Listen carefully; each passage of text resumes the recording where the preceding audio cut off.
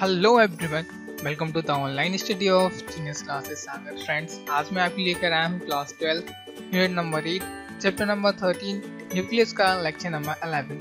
Friends, आगे बढ़ने से पहले हम एक छोटा सा क्विक रिकैप कर लेते हैं कि आखिर हमने अपने लेक्चर नंबर 10 में क्या जाना था। तो फ्रेंड्स, हमने अपने कल के लेक्चर नंबर 10 में जाना था कि आखिर रेडियो एक्टिव क्षय क्या कहलाता है। हमने अपनी क्लास में रेडियो एक्टिव क्षय जो प्रमुख रूप से होते हैं अल्फा, बीटा और गामा, इन सभी को काफी डीप तरीके से समझा था। और हमने ये भी जाना था कि बीटा क्षय के दो प्रकार होते हैं, बीटा नेगेटिव क्षय और बीटा पॉजिटिव क्षय। तो फ्रेंड्स, यदि आपने हमारा लेक्चर नहीं देखा है तो इस क्लास के डिस्क्रिप्शन बॉक्स में आपको उसकी लिंक मिल जाएगी। तो क्लास कंप्लीट होने के बाद उसे आप जरूर देख सकते हैं। तो फ्रेंड्स, चलिए हमारी क्लास को आगे बढ़ाते हैं। देखिए, रेडियो एक्टिव क्षय का क्या मतलब है कि जब कोई आपका रेडियो एक्टिव मटेरियल उसका नाभिक टूटेगा तो काफी मात्रा में एनर्जी उत्पन्न होगी।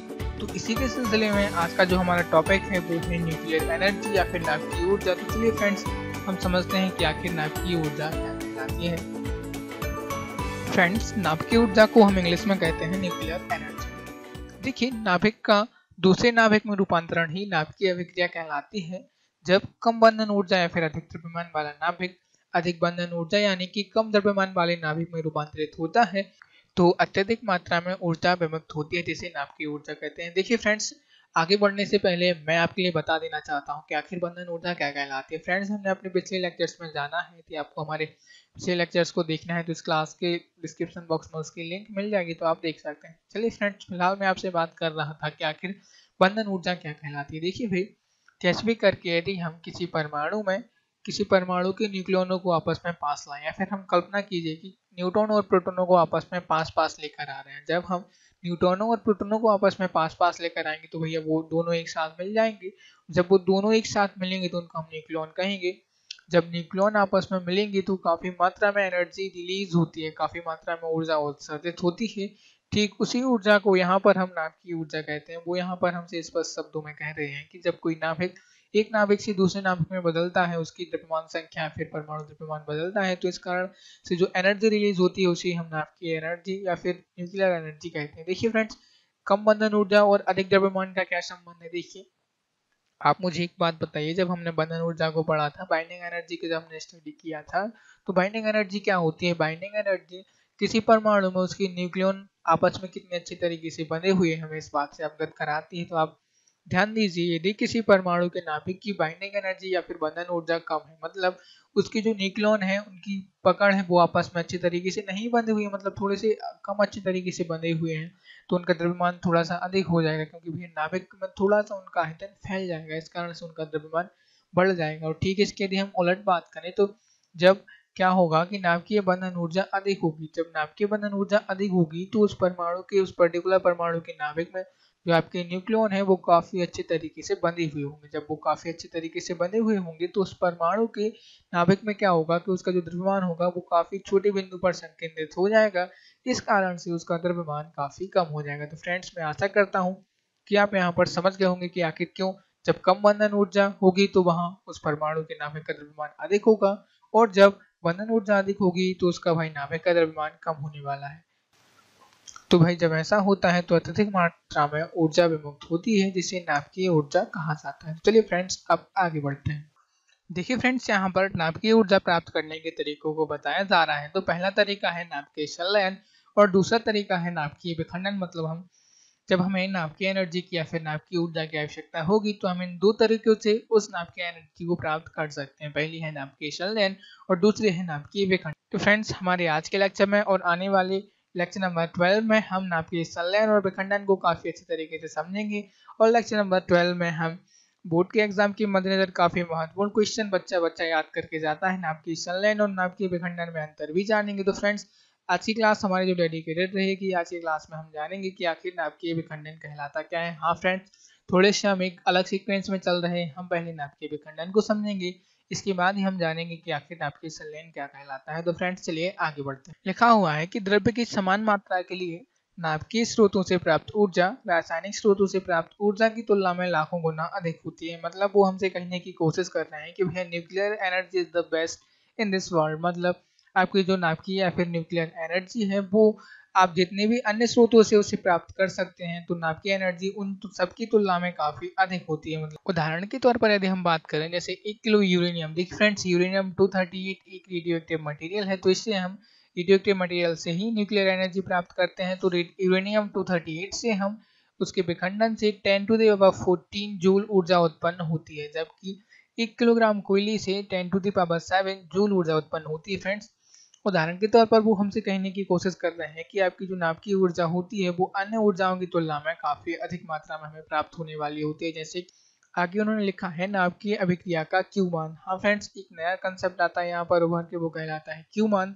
तो हम समझ लेते हैं कि आखिर किसी भी अभिक्रिया के लिए क्यू मान क्या कहलाता है। नाभिकीय अभिक्रिया के दौरान अवशोषित अथवा उत्सर्जित ऊर्जा को अभिक्रिया का क्यू मान कहते हैं। यह उत्पादों और अभिकारकों की गतिज ऊर्जाओं के अंतर के बराबर होती है। सर आपने पूरी लाइन पढ़ा दी है लेकिन अभी तक समझ में नहीं आया है, तो चलिए रोहित सर आपके लिए बता देते हैं कि आखिर क्या क्यू मान कहलाता है। देखिए फ्रेंड्स सपोज कीजिए कि कोई अभिक्रिया संपन्न हो रही है, उस अभिक्रिया के रिएक्टेंट्स हैं, अभिकारक हैं और उस अभिक्रिया के कुछ पर्टिकुलर प्रोडक्ट या फिर उत्पाद है। तो क्या हो रहा है कि तो उस अभिक्रिया के दौरान अवशोषित और उत्सर्जित ऊर्जाओं को ही हम क्यू मान कहते हैं। मतलब इस दौरान जब वो अभिक्रिया संपन्न होगी, हमारे कुछ रिएक्टेंट्स होंगे, कुछ हमारे प्रोडक्ट्स होंगे, तो मतलब जो वो अभिक्रिया वहां पर संपन्न होगी तो क्या होगा कि उस दौरान कुछ एनर्जी होगी जो अवशोषित होगी और जो कुछ एनर्जी होगी वो उत्सर्जित होगी। इसी एनर्जी को, इसी अवशोषित और उत्सर्जित एनर्जी को हम कहते हैं उस अभिक्रिया का क्यू मान। आगे लिखा है कि यह उत्पादों और अभिकारकों की गतिज ऊर्जाओं के अंतर के बराबर होती है। मतलब क्यू मान जो होती है वो उत्पादों की गतिज ऊर्जा में से यदि हम अभिकारकों की गतिज ऊर्जा घटा दें तो हमें क्यू मान मिल जाता है। हाँ फ्रेंड्स, यदि आप सामान्य शब्दों में भी लिखना चाहें तो लिख सकते हैं कि जो आपकी नाभिकीय अभिक्रिया में क्यू मान ऊर्जा होती है वो उत्पादों की गतिज ऊर्जा और अभिकारकों की गतिज ऊर्जाओं के अंतर के बराबर होती है। देखिए फ्रेंड्स, यहाँ पर कुछ विशेष परिस्थितियां दर्शाई गई हैं। तो चलिए पहली जो विशेष परिस्थिति है उसे समझने की कोशिश करते हैं। वो बोल रहे हैं कि यदि Q बड़ा होगा 0 का तो क्या होगा कि नाभिकीय अभिक्रिया ऊष्माक्षेपी होगी तथा अभिक्रिया स्वतः ही संपन्न होने लगती है। फ्रेंड्स एक बात बताइए आप मुझे कि यदि हमें किसी अभिक्रिया को संपन्न कराने के लिए एनर्जी देनी पड़ रही है तो हम कहें कि भैया वो अभिक्रिया ऊष्मा शोषी अभिक्रिया है, मतलब ऊष्मा का शोषण कर रही है, ऊष्मा चाहिए उसके लिए जब वो आगे बढ़ेगी ऊष्मा। और यदि हम बात करें कि ऊष्माक्षेपी अभिक्रिया क्या कहलाती है, तो ऊष्माक्षेपी अभिक्रिया वो अभिक्रिया कहलाती है जो अभिक्रिया संपन्न होने के दौरान हमें खुद एनर्जी प्रोवाइड कराए। वो हमसे ऊष्मा शोषी अभिक्रिया के जैसे एनर्जी की मांग नहीं कर रही है। ऊष्माक्षेपी एक अलग प्रकार की अभिक्रिया है, ऊष्मा शोषी की ठीक अपोजिट है। ऊष्माक्षेपी हमसे कह रहे हैं कि भैया मैं अपने अंदर एक रिएक्शन करूंगी और उसके साथ ही क्या होगा कि मैं आपके लिए एनर्जी भी प्रोवाइड कराऊंगा। तो इस कारण से ऊष्माक्षेपी जो अभिक्रिया होती है वो हमारे लिए एनर्जी प्रोवाइड कराती है, फिर किसी भी माध्यम से हमें किसी भी तरीके से ऊर्जा प्रदान करती है। तो यहाँ पर वो हमसे कह रहे हैं कि यदि Q का मान 0 से बड़ा होगा तो नाभिकीय अभिक्रिया ऊष्माक्षेपी होगी और निश्चित तौर पर यदि ऊष्माक्षेपी होगी तो अभिक्रिया स्वतः ही संपन्न होने लगती है। तो मतलब यदि Q का मान 0 होगा, यदि हम बात करें यहाँ पर Q मान का, देखिए हमें Q मान का फॉर्मूला भी याद किया है, उत्पादों की गतिज ऊर्जा माइनस अभिकारकों की गतिज ऊर्जा। तो मान लीजिए कि उत्पादों की गतिज ऊर्जा का मान 5 जूल है और साथ में आपके अभिकारकों की गतिज ऊर्जा का मान 3 जूल है। यदि हमें Q मान चाहिए है तो हम क्या करेंगे कि जो उत्पादों की गतिज ऊर्जा है उसमें से अभिकारकों की गतिज ऊर्जा को घटा कर देंगे। तो हम लिख देंगे 5 - 3। भैया 5 में से 3 घटाएंगे तो हमारे लिए कितने मिलने वाले हैं, 2 मिलने वाले हैं। मतलब जो आपके लिए Q का मान मिला है वो 0 से तो बड़ा ही मिला है। अब Q का मान जब आपको 0 से बड़ा मिला है तो देखिए यहाँ पे आपको क्या मैं आपके लिए समझाने की कोशिश कर रहा हूँ। देखिए जब Q का मान 0 से बड़ा होगा तो नाभिकीय अभिक्रिया ऊष्माक्षेपी होगी, मतलब जो आपके उत्पादों की गतिज ऊर्जा होगी वो अभिकारकों की गतिज ऊर्जा की तुलना में काफी अधिक होने वाली है। इस कारण से हमें उससे बिल्कुल भी एनर्जी प्रोवाइड नहीं करानी चाहिए क्योंकि वो उलट ही हमें अपने अकॉर्डिंग एनर्जी प्रोवाइड कराने वाली है। तो जब Q का मान 0 से बड़ा होगा तो नाभिकीय अभिक्रिया ऊष्माक्षेपी होगी और ऊष्माक्षेपी होगी तो भैया वो अपने आप ही संपन्न होने लगेगी। तो इस कारण से यहाँ पे हमारा पहला पॉइंट कंप्लीट होता है। मतलब आप यहाँ पे इतनी एक बात तो एक्सेप्ट कर रहे हैं कि उत्पादों की गतिज ऊर्जा तो अधिक होगी क्योंकि भैया उत्पादों में काफी ज्यादा हलचल हो रही है। तो इस कारण से उत्पादों की गतिज ऊर्जा अभिकारकों की तुलना में अधिक होगी। इस कारण हमें Q का मान 0 से बड़ा मिलेगा। जैसे ही Q का मान 0 से बड़ा होगा तो अभिक्रिया हमें एनर्जी प्रोवाइड कराएगी और जैसे ही वो एनर्जी प्रोवाइड कराएगी तो उसे हमें संपन्न होने के लिए किसी प्रकार की एनर्जी नहीं देनी होगी। ठीक इसके उलट यदि हम बात करें कि Q का मान यदि 0 से छोटा हो तो नाभिकीय अभिक्रिया ऊष्माशोषी होगी तथा अभिक्रिया स्वतः ही संपादित नहीं होगी। इसे संपादित करने के लिए हमें उसे एनर्जी प्रोवाइड करानी होगी। मान लीजिए यदि हम Q मान निकालें दूसरे पॉइंट के लिए तो उत्पादों की गतिज ऊर्जा मान लीजिए 3 है और आपकी अभिकारकों की गतिज ऊर्जा 5 है। भैया हमें यदि Q मान निकालना है तो हम 3 में से 5 को जब घटाएंगे तो हमें मिलेगा -2। फ्रेंड्स यहाँ पे माइनस हमें किस चीज़ को बता रहा है कि उस जो पर्टिकुलर अभिक्रिया हो रही है उसमें हमारे लिए एनर्जी देनी होगी, मतलब उस निकाय के लिए जो जहाँ पे एनर्जी संपन्न हो रही है वहाँ पे आपके लिए एनर्जी की थोड़ी सी कमी हो गई है। इस कारण से आपको उसे संपन्न कराने के लिए एनर्जी की ज़रूरत होगी। देखिए फ्रेंड्स, या फिर हम दूसरे शब्दों में कहें, सामान्य शब्दों में कहें कि भैया दूसरे वाले पॉइंट में जो अभिक्रिया संपन्न हो रही है उस पॉइंट में क्या हो रहा है, जो आपके अभिकारकों के मॉलिक्यूल्स के बीच हलचल हो रही है वो काफ़ी ज़्यादा मात्रा में हो रही है और जैसे ही उन हलचलों के बाद आपका जो उत्पाद बन रहा है उन उत्पादों की मॉलिक्यूल में काफ़ी कम मात्रा में हलचल हो रही है। मतलब अभिकारकों की काइनेटिक एनर्जी ज़्यादा है लेकिन उत्पादों की काइनेटिक एनर्जी कम है। चलिए फ्रेंड्स, क्लास को आगे बढ़ाते हैं और समझ लेते हैं कि आखिर नाभिकीय विखंडन क्या कहलाता है, कैसे हम नाभिकीय विखंडन से भारी मात्रा में नाभिकीय ऊर्जा को प्राप्त कर सकते हैं। तो फ्रेंड्स, जैसा कि आप स्क्रीन पर देख पा रहे हैं, हमने यहाँ परिभाषा पर लिखा है कि किसी भारी परमाणु के किसी नाभिक का लगभग 2 समान आकार वाले नए तत्वों के नाभिक में टूट जाने की प्रक्रिया को नाभिकीय विखंडन कहते हैं। फ्रेंड्स, यदि आपसे बोर्ड एग्जाम में नाभिकीय विखंडन पूछा जाता है तो आपको इतना ही लिखना है कि जब कोई भारी परमाणु किसी नाभिक का लगभग 2 समान नए तत्व के नाभिकों में टूट जाता है तो इसी क्रिया को हम नाभिकीय विखंडन कहते हैं, जैसा कि इस वक्त आप स्क्रीन पर देख पा रहे हैं। देखिए फ्रेंड्स, यदि हम व्याख्या करें, यदि हम समझे कि आखिर ऐसा क्यों हो रहा है, तो देखिए जब किसी भारी नाभिक पर न्यूट्रॉनों की बमबारी की जाती है, यहाँ पर न्यूट्रॉनों की बमबारी करने का मतलब है कि हम उस भारी नाभिक पर न्यूट्रॉन कणों की बौछार कर रहे हैं। तो जब किसी भारी नाभिक पर न्यूट्रॉनों की बमबारी की जाती है तो वह लगभग समान आकार वाली 2 नए तत्वों के नाभिकों में विभक्त हो जाता है। देखिए फ्रेंड्स, चूंकि हम नाभिक पर ही न्यूट्रॉनों की बमबारी कर रहे हैं तो जो हमें नए मिलेंगे, जो नए नाभिक आएंगे वो नाभिक ही रहेंगे।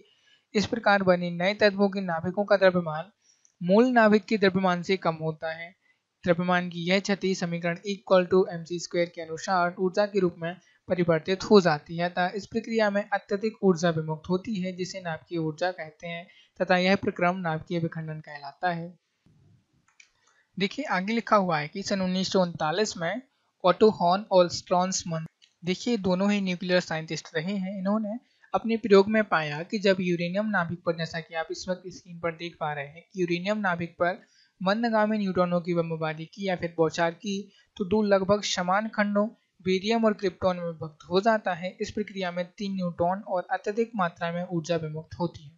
देखिए फ्रेंड्स, आप नाभिकीय विखंडन को कुछ इस तरीके से उसके उदाहरण को याद रख सकते हैं। देखिए फ्रेंड्स, जैसे ही हमने यूरेनियम 235 के नाभिक पर न्यूट्रॉनों की बमबारी की तो आपके लिए क्या हुआ कि बेरियम और क्रिप्टॉन के साथ आपके 3 न्यूट्रॉन भी उत्सर्जित हो गए और साथ में क्या हुआ कि अत्यधिक मात्रा में ऊर्जा भी उत्सर्जित हुई। देखिए फ्रेंड्स, यहाँ पर जो ऊर्जा उत्सर्जित होती है वो लगभग 200 मिलियन इलेक्ट्रॉन वोल्ट के बराबर ऊर्जा उत्सर्जित होती है, जो काफ़ी अधिक होती है। और अभी हमने स्टार्टिंग में जाना कि जो आपकी नाभिकीय ऊर्जा होती है वह अन्य परंपरागत स्रोतों से प्राप्त ऊर्जा की तुलना में काफ़ी अधिक होती है। तो फ्रेंड्स, नाभिकीय विखंडन की केवल यही कहानी है। यहाँ तक आप नाभिकीय विखंडन यदि आपको समझाने के लिए आता है तो आपको केवल नाभिकीय विखंडन की परिभाषा लिखनी है और साथ में आपको यहाँ पर बता देना है कि आखिर भाई क्या उसका उदाहरण है। जब हम यूरेनियम के नाभिक पर न्यूट्रॉनों की बौछार करते हैं तो बेरियम और क्रिप्टॉन में वो नाभिक विभक्त हो जाते हैं और साथ में क्या होता है कि 3 न्यूट्रॉन और अत्यधिक मात्रा में ऊर्जा उत्पन्न होती है। तो फ्रेंड्स, अब हम समझ रहे हैं कि आखिर नाभिकीय विखंडन के कितने प्रकार होते हैं। देखिए फ्रेंड्स, नाभिकीय विखंडन में अब हम श्रृंखला अभिक्रिया समझने जा रहे हैं। तो नाभिकीय विखंडन में श्रृंखला अभिक्रिया निम्न 2 प्रकार की होती है। पहली होती है नियंत्रित श्रृंखला अभिक्रिया और दूसरी होती है अनियंत्रित श्रृंखला अभिक्रिया। देखिए फ्रेंड्स, अब हम समझें कि आखिर नियंत्रित श्रृंखला अभिक्रिया क्या कहलाती है। तो जैसा कि इस वक्त आप स्क्रीन पर देख पा रहे हैं कि हम जानते हैं कि श्रृंखला अभिक्रिया में अत्यधिक संख्या में न्यूट्रॉन उत्पन्न होते हैं। मतलब जो नाभिकीय विखंडन की अभिक्रिया में श्रृंखला अभिक्रिया संपन्न होती है उसमें अत्यधिक मात्रा में न्यूट्रॉन उत्सर्जित होते हैं।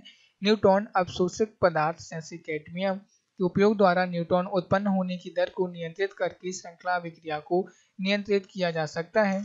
इसे नियंत्रित श्रृंखला अभिक्रिया कहते हैं और न्यूट्रॉन अवशोषक पदार्थ को नियंत्रक कहा जाता है। देखिए फ्रेंड्स, में अत्यधिक मात्रा में न्यूट्रॉन उत्पन्न होते हैं, जैसा कि इस वक्त आप स्क्रीन पर देख पा रहे हैं।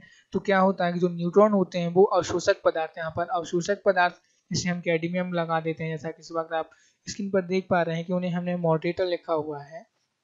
तो जो न्यूट्रॉन होते हैं वो अवशोषक पदार्थ जैसे कैडमियम के उपयोग द्वारा न्यूट्रॉन उत्पन्न होने की दर को नियंत्रित कर लेते हैं। हमें क्या करना था, देखिए भाई, जो आपकी नाभिकीय विखंडन में श्रृंखला अभिक्रिया हो रही थी वो थोड़ी सी अनियंत्रित हो रही थी, तो हमने क्या किया कि कुछ अपने मॉडरेटर लगा दिए, हमने कैडमियम की छड़ें लगा दी। तो छड़ों से क्या हुआ कि जो आपके न्यूट्रॉन उत्पन्न हो रहे थे उन न्यूट्रॉनों की दर को हमने नियंत्रित कर लिया कि भाई कुछ निश्चित मात्रा में है, जितनी हमें न्यूट्रॉनों की आवश्यकता थी केवल उतने ही न्यूट्रॉन उत्सर्जित हो रहे हैं।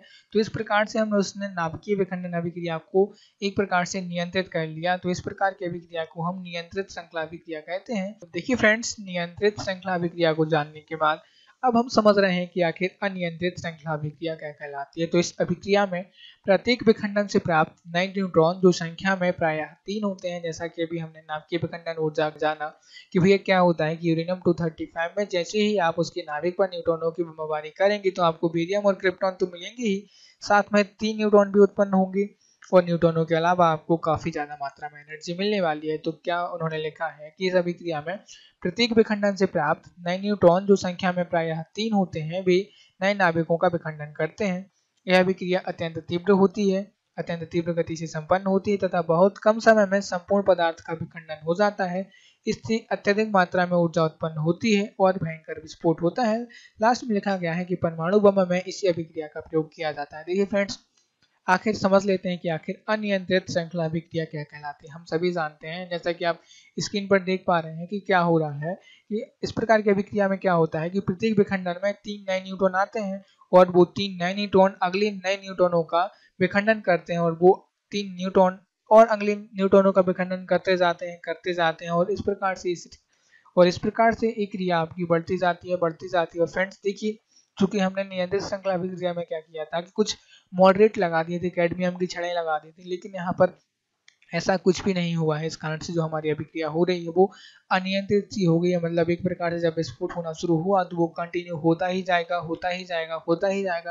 देखिए फ्रेंड्स, जब विश्व युद्ध होते हैं वगैरह, युद्ध वगैरह होते हैं बड़े बड़े देशों के, तो क्या होता है कि यदि वो परमाणु बमों का इस्तेमाल करते हैं तो जो परमाणु बम होते हैं, परमाणु बमों में भी अनियंत्रित श्रृंखला अभिक्रिया को ही फॉलो किया जाता है, क्योंकि जब एक बार आपने विस्फोट कर दिया तो फिर वो कंटिन्यू विस्फोट होता ही जाएगा और इसे कंट्रोल करना बेहद ही कठिन हो जाता है। और आपका जो परमाणु बम है, हम सभी जानते हैं भैया, जापान इसका 1945 में सेकेंड वर्ल्ड वार में आपका जो जापान रहा है वो इसका जीता जागता उदाहरण है कि किसी परमाणु बम ने किसी मानव क्षेत्र में कितनी ज्यादा तबाही मचाई हुई है। हमारी क्लास यही होती है कंप्लीट। यदि आपको इसकी पीडीएफ नोट्स डाउनलोड करना है तो जल्दी से डिस्क्रिप्शन बॉक्स में जाइए। डिस्क्रिप्शन बॉक्स में आपको एक लिंक दी जाएगी, उस लिंक से आप हमारी इस क्लास की पीडीएफ नोट्स डाउनलोड कर सकते हैं। देखिए फ्रेंड्स, हम अपने लेक्चर नंबर 12 में समझेंगे कि आखिर नाभिकीय संलयन क्या कहलाता है और साथ में हम जानेंगे कि आखिर नाभिकीय संलयन और नाभिकीय विखंडन में क्या अंतर होता है, जो बच्चा बोर्ड एग्जाम के मद्देनजर याद करके जाता है। तो फ्रेंड्स, आज के लिए बस इतना ही। पढ़ाई करते रहें। All the very best.